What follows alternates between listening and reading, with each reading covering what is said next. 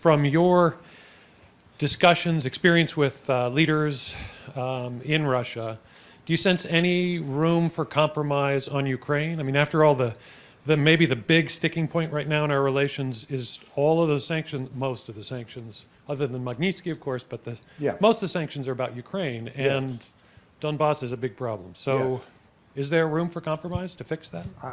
First of all, I applaud the question, because the key word is compromise. Let me go back to the Cuban Missile Crisis, 1962. Two totally independent leaders, Nikita Khrushchev and Fidel Castro, decide that it would be a good idea for Russia to deploy missiles on Cuban soil. Did they have the right to make that decision? Absolutely. Two independent countries. So they make that agreement. And the Soviets begin bringing in the missile, well, the parts to assemble it. And the United States discovers this. Kennedy says to the Russians, turn your ships around or we will sink them. And if that leads to World War III, so be it. And the Russians turned their ships around. But there was a compromise. Not made public in this country at that time. Kennedy agreed to pull out American missiles that were deployed in Turkey in exchange. Because the Russians said, look, you have missiles in Turkey right on our border almost. You say our missiles are an existential threat, well, so are yours. Take them out and we will not deploy ours. That was a compromise. Now, Kennedy asked that this not be made public because it would kind of be seen as a loss of face and blah, blah, blah.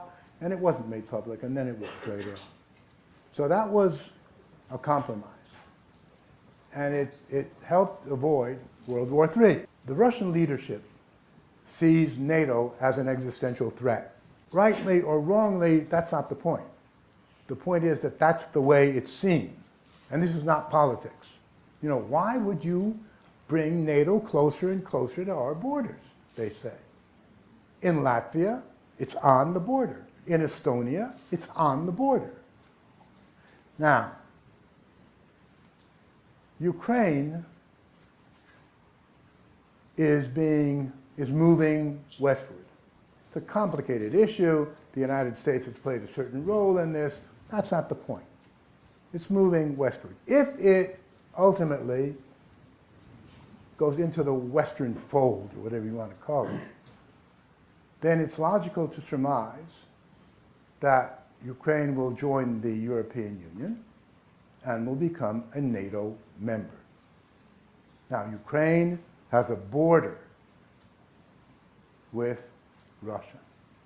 Not only that, but Crimea, which was traditionally Russian, Sevastopol was always the base of the Navy, the Russian Navy, naval fleet of the Black Sea.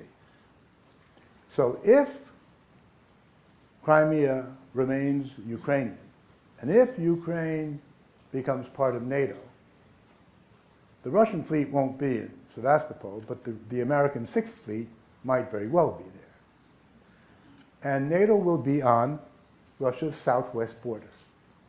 And the Russians see this as an existential danger. And they say, we will not permit it.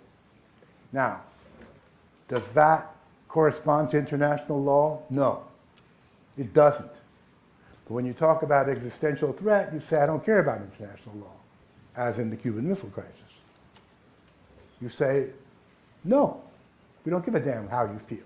We're not going to allow this. It is my opinion that had from the very outset